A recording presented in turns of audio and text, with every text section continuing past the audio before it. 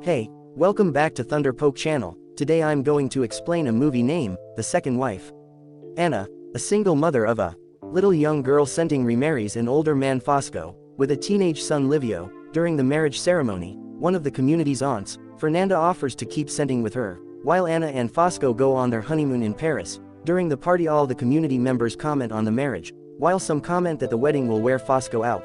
Some think it's the right choice. Olivio on the other hand wears black glasses that conceal all of his expression. When it's time for pictures, Fosco asks Livio to remove his glasses and comments to Anna that it's always apparent when Livio isn't happy. After the official wedding ceremony, all the guests leave the ceremony. The newest couple Anna and Fosco go home to prepare for their honeymoon. That night as they pack their loads, one of Fosco's friends calls him to check an antique. He follows his friend to check it, and they tell him the truck is empty, so he enters to confirm. While at home Livio enters the house, thinking his stepmother is out. He sees her and he is shocked. She talks to him with a radiant smile on her face, and asks him what he wants as a gift from Paris. Meanwhile Fosco enters the truck. His friend informs him the police are coming, so they all escape and hide until the police leaves. He returns late in the night, makes out with Anna, and tells her they will go on their honeymoon the following day. The next day as planned, they both leave for their honeymoon, leaving Senting behind in Livio. They return a few days after and Senting hugs her mother. Anna goes to Senting and Fernanda. She gives Fernanda the gift she brought back for her from Paris, and asks about the well-being of her little girl. Fernanda asks her what she views about Fosco, and he tells her he is weird too. Con for her, she tells her all men are weird too. Fosco goes to meet Livio. He gives him a gift that seems like a pencil, with a node woman drawn on it. Olivio takes this pencil to his naive friends, and they talk about how it is to have intercourse with a woman. Anna gets closer to other community members, as they all talk and gist about how Paris is, in all her experience in Paris. While they talk they overhear Fosco insulting Livio for not packing the truck correctly. He tells him he has to learn how to defend himself, and not be a useless person like his uncle, as he can't cater for two different useless people. As they leave for home, Anna tries to tell Fosco that the way he speaks to Livio isn't good, and he can talk to him in a much more friendly manner. Fosco insists Olivio is used to it, and he is sure Olivio isn't as burdened as Anna is making it seem. The next day Fosco travels with his truck, and tells his family he will be back in 3 days. On the first day away, Livio goes to his uncle's place. His uncle asks him if the marriage has changed his father for the better. He replies affirmatively, but still says Fosco can't be changed entirely. He returns home that evening, after eating at his uncle's place, so when Anna asks him to eat the dinner she prepared, he tells her he has eaten, and she warns him to tell her such before, and she cooks that evening. She didn't find her child in her room. She checks Livio's room and finds Senting beside Livio, who is just on panties. Concerned she asks Senting to go to bed immediately, but the girl refuses. She says Livio is reading a story to her, and she wants to listen till it finishes, and asks her mother to join them reluctantly. Anna joins them. Fosco arrives from his trip the morning of his scheduled arrival. He plays with Senting while Anna engages Livio in a conversation about the romantic books she reads. She tells him the book may not be practical but it's romantic.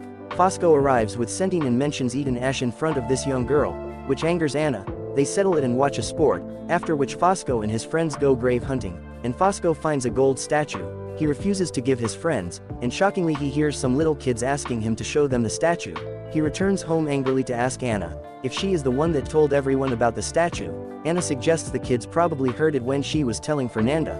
Fosco gets angry but Livio defends Anna, saying grave hunting is a usual thing in their society, and almost everyone knows about ghost hunting. Their dinner table gets divided and Livio walks out, while Senting goes to play Firefly. Anna and Fosco make out. Fosco tells her he hasn't figured her out yet, but he will.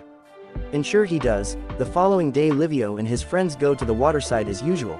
They strip naked and swim in the water, while a young lady, who has always checked them out, watches them and touches herself. That night due to the heat, Livio stays on the tree and Anna walks there to continue her book. He asks her to join him on the tree, but she refuses. He sits down and they engage in a conversation, where Livio asks her if she sees him as a friend or family member. She replies that she sees him as Fosco's child. He asks if he's like her brother, but she insists she hasn't spoken to her brother in years. He compares himself to a cousin, and she tells him she once had a cousin Antonio, who was much older than her, but she liked him. She would always write stories about Antonio in her secondary school's composition, but Antonio never noticed her, till he relocated to Australia. He laughs at her that she has a crush on her cousin. The following day everyone in the community play with Senting, also plays with Livio. Anna carries Senting away, and on their way inside, Senting tells Anna she will marry Livio. Where she grows old, Anna and Senting joke about this issue.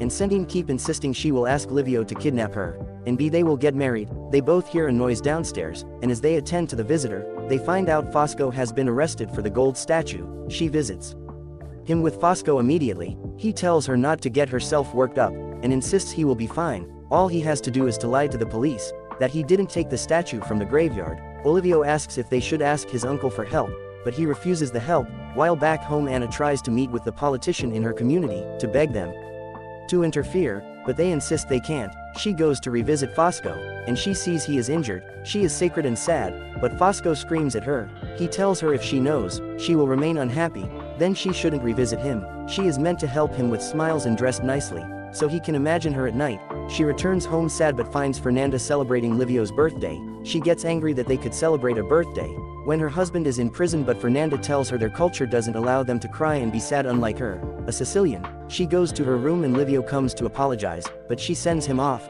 After the party, she cleans up with Livio that night, and Livio's uncle arrives. He says he can't sleep and he wants to visit Livio's late mother's grave. The next day Olivio meets with his aunt, who tells him his uncle confesses that he was the one that reported Fosco. He returns home and sees Anna. As a male visitor, Anna tells him about the visitor Red came to tell her they had found someone to help Fosco. Olivio gets angry about her visitor and throws his bottled drink away. She tries to pet him to know what's wrong with him. The following day during a community party, he tells her something is in his eyes. She goes nearer to help him remove it, and he kisses her neck. He kisses her and she returns the gesture until she gets her control back. She sends him away and returns to the party. He comes to meet her again. While she is picking up her clothes, he asks them to talk about it, but she insists there is nothing to talk about. He tries to touch her but she pushes him off. That midnight he comes knocking at her door with only panties. She is also attracted to him, so she holds her daughter and touches herself. The next day she pushes him out of her door